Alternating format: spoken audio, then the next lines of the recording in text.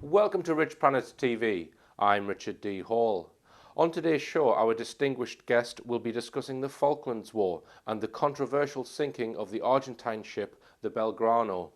We are fast approaching the 30th anniversary of the conflict, upon which certain information which was suppressed by Margaret Thatcher should be made public. Before that, an update on recent developments of some stories I have been covering on the show. Holly Gregg, who has alleged for many years now that her father and a number of high-ranking individuals in Scotland, including a judge, sexually abused her for over a decade since childhood. There is evidence to support these claims, and Holly's mother Anne Gregg, along with their advocate Robert Green, have been trying to get Aberdeen police to investigate the case and question some of the people she has named as her abusers. Their campaign for justice has been thwarted by mainstream media, who have been pressured by a law firm not to report the case.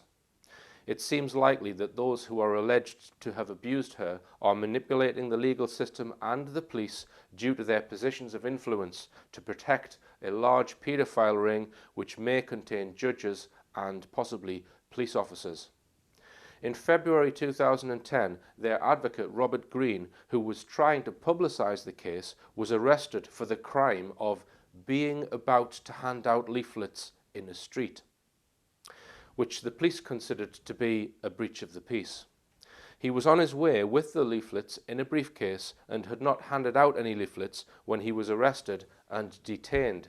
He was subsequently put under draconian bail conditions. The battle between Robert Green and the seemingly corrupt legal system in Scotland has been going on for years now. On the 17th of February 2012, Robert Green was sentenced to 1 year in prison with no jury, and all he did was go to the town centre with the possibility that he was going to hand out leaflets to inform people of the truth. Many suspect that the alleged sexual abuse of Holly Gregg is merely the tip of a huge iceberg of organised paedophiles, which is effectively immune from prosecution due to many of their members holding key positions in the courts, the police and local authorities. For the latest information about Robert, visit freerobertgreen.co.uk.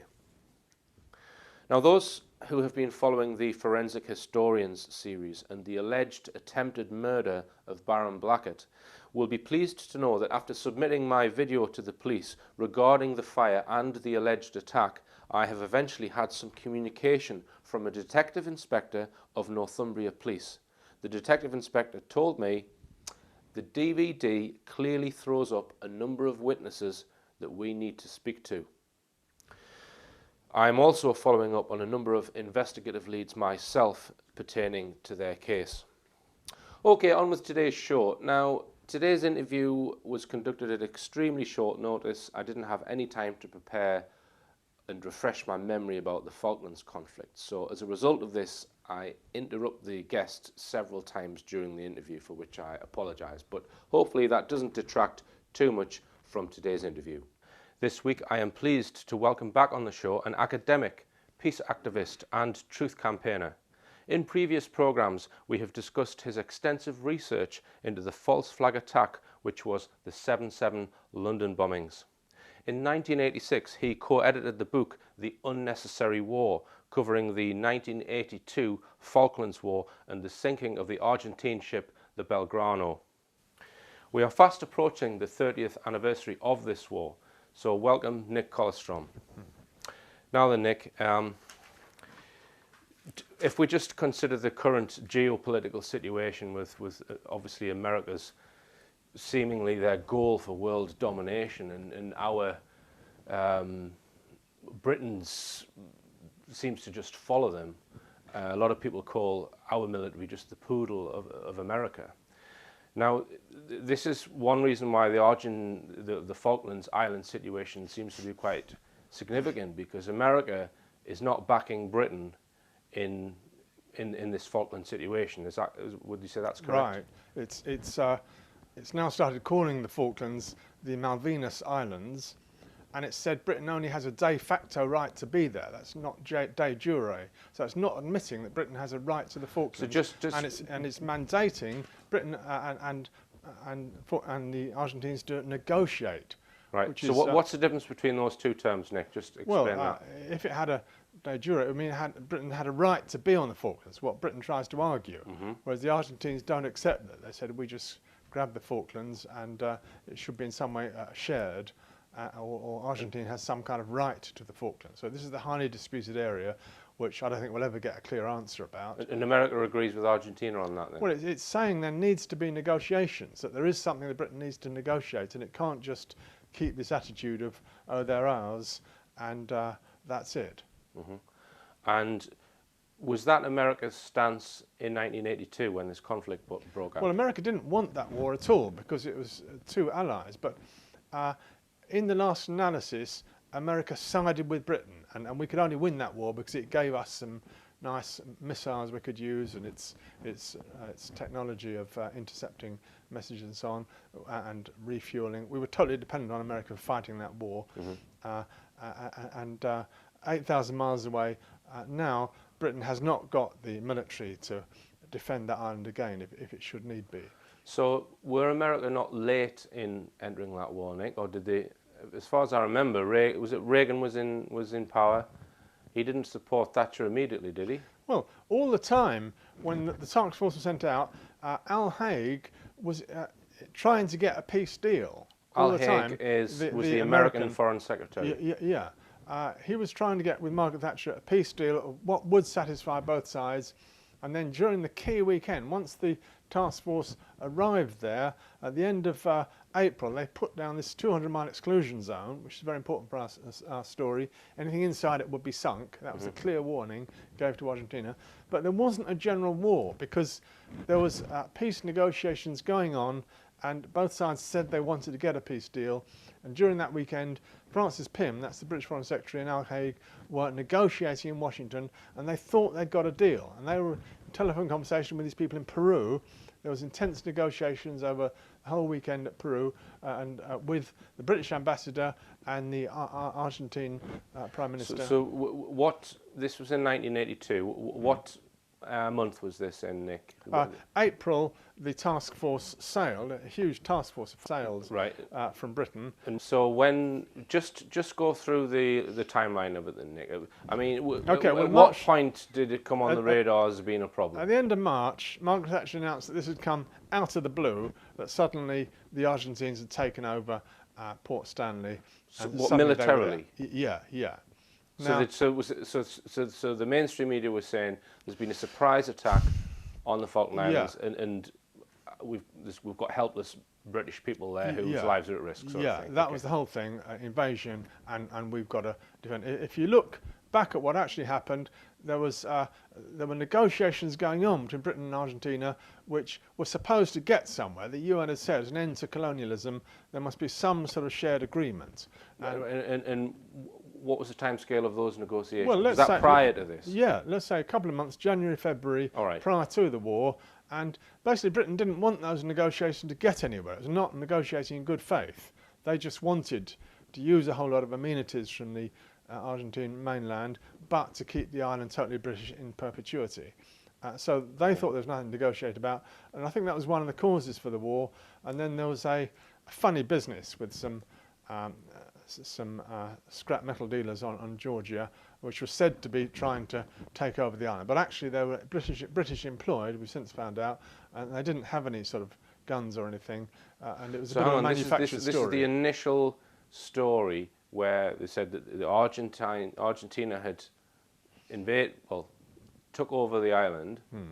You're saying that wasn't true? Well, there wasn't a government decision to invade. That did not happen. An Argentine government Argentine government decision. There was this kerfuffle with some scrap metal dealers on the island who were alleged to be being disruptive, and then both sides started responding, and the Argentines thought there was provocation for sending some ships over to see what was happening, and then the Argentine military, who were out of control from the government, started sending their ships over there, and then an invasion had happened, which the Argentine government wasn't really able to control, and eventually it had to support. Don't forget, this is the 100th anniversary of a big claim of, now 150th anniversary of a big claim of sovereignty of Las Malvinas. So let me get this right. So it wasn't disputed on any side that the Argentine ships went to the Falkland Islands and came on the land and sorted out some kind of situation. Yeah. But it's just whether that was just a completely unsolicited attack or whether it was some other event which triggered it. Is that what you're saying? Yeah. So what was that event that triggered the Argentines coming on to? That was some scrap metal dealers who were employed by a British company and were not armed, as it simply turns out, and they were, whatever they're trying to do, it was alleged that they were behaving wrongly and were in some way a threat to the island. This is on South Georgia, one of the Falkland Islands, and Rex Hunt, the British representative there, tried to make out that they were invading, and it was reported in the British press as if this were an invasion. So there was a kind of provocation. All I'm saying is that this wasn't just the Argentine government deciding to invade the Falkland Islands. Right. It was independent. This was a military acting independently, and I'm not sure of the story. I was 14 at the time that this happened. I remember it, but not in any great detail. So when the Argentine ships got there, did they take any hostages, or did they fire any weapons, or did they? What did they actually do when they supposedly took over the islands? Well, nobody was. People were not killed. It was Argentine takeover of the islands. And they then appealed to Britain to help, Right. And Thatcher did. Who appealed for Britain to help? The people of the islands? Yes. Right, okay. So do you suspect that was some kind of false flag event then, to trigger that or not? Well, not really, but I'm saying that there are two sides to the problem. Right. Britain needed that war, firstly because Margaret Thatcher's popularity was at absolute rock bottom and there's no way she would have got re-elected, and secondly, the Navy was facing very severe cuts and it needed a bit of action to show the British people why it was, why it should fend off those cuts. And just let me say, the great achievement of the war from the point of view of the British military was the Harrier jump jet. That achieved massive sales after the Falkland War. It could take off a ship quite easily, and it sort of won the war for us. And that was sold all over the world after the Falkland War. Okay. Now, a lot of patriotic people will be sitting at home, Nick, saying, "What is this? They tried to take over British land, and we came and liberated that land." End of story. Yeah. Okay. Let's first of all notice that when the killing war broke out on the 1st and 2nd of May, first of all, British started shooting people on the island, and then they sunk the Belgrano. So massive deaths occurred on the 1st and 2nd of May, and then British deaths occurred after that, followed on afterwards. Okay. During that weekend, Francis Pym, British Foreign Secretary, and Al Haig were negotiating all the time in Washington, trying to get a peace deal. Just go back a step, Nick. How long does it take the task force to get to the best islands? part of a month. They come down during April. Right, so there's the whole of April, you've got these ships on the way to the islands, and the Argentines are there in presence, but they haven't killed anyone yet. Yeah. All right, so we get there, and there was this controversy over the sinking of the Belgrano, which triggered the war, is that right? So during that entire month, there was still peace negotiations going on. Is that what you're saying? Absolutely, yeah. Al Haig and Margaret Thatcher kept rejecting anything Haig said. Okay, but she was mandated to listen to him because they couldn't possibly fight the war without American support, and America really, really wanted a peace deal and not a war. So Britain had Margaret Thatcher. Maybe she didn't want anything to negotiate. She just wanted a jingoistic victory. Okay, but Britain's Foreign Secretary really, really did believe that they could get a negotiating settlement. And when he said, he said on the 1st of May, no further hostilities are envisaged at the moment, other than making the total exclusion zone secure. I suggest that is a very important statement. He said the shooting on Port Stanley that day, 1st of May, was just to concentrate Argentine minds, and it did. As soon as they saw what it's really like to have the British military arrive, and that they couldn't really see that Argentina had never really had a war before. They had all the machismo wanting the Falklands. They never really had a war. As soon as they saw what it was like, they basically realised that led very soon to wanting to negotiate. And I think there could have been a decent peace deal. So Francis Pym, you think he was at odds with Thatcher then? Yeah, Thatcher didn't like it. So has Francis Pym actually written about this since he's retired? He hasn't said anything. He's not alive now, is he? He hasn't said anything. He just had to swallow the official line. Right. And so he's spineless, basically. Get over it. Yeah, but he was genuinely trying to pull out a deal at the time, and there was great optimism, sense of triumph in Peru. And they'd called a press conference. They thought they got a deal. Okay, so where was the task force when this breakthrough had come through? It was hovering a little way off from the Falkland Islands. Right. And it had arrived, and it got the 200-mile exclusion zone, and there were a few... sorry, Nick, to keep interrupting you.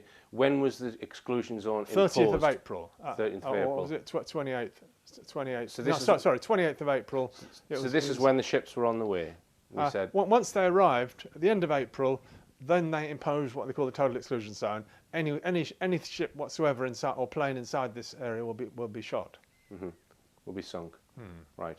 And so you're saying that British forces killed some Argentinians on the islands. The shelling began on Saturday. Shelling began. Yeah. And how many people were killed there? Well, maybe a couple of dozen. Argentinians. Yeah. Any British killed? Any British casualties? No. Okay. So and then shortly after that, the Belgrano was sunk. This is the all-important fact. So you think when Britain started shelling the islands, they just said, "Oh, we've never had a war before. Let's just get out of it and surrender straight away." There was enormous realisation that a negotiated peace deal would be a good idea. Yeah, I think it did dawn on them then. So Argentina said, "Hey, we're sorry for coming on British land. We want a peace deal." That started happening very rapidly in Peru, and as far as we can tell, all sides thought there was a decent, viable solution here. But this is after some people had been killed, yeah. Yeah. Right. Pym later denied it. He said there was only proposals there because he very much towed the British line, But I think early evidence showed that in the afternoon of May the 2nd, everyone thought they'd got something honourable and decent that both sides could live with. Right, and so this was a telephone negotiation with the British Foreign Minister, American Foreign Minister. Now, hang on, the Foreign Secretary in Peru, and he then phoned back someone who was in telephone conversation with someone in England who later denied it. Right. Thatcher denied having any knowledge of this. So who was? Do you know who the person in England was that got information? Yeah, we do. Yeah, somebody called Lord Hugh Thomas, who was with Thatcher's foreign policy advisory group. So he was told there's a peace breakthrough. We don't need to proceed with this war. Yeah. Argentina are going to back off. Yeah. Basically. Yeah. But Thatcher's denied getting any information from him. Yeah.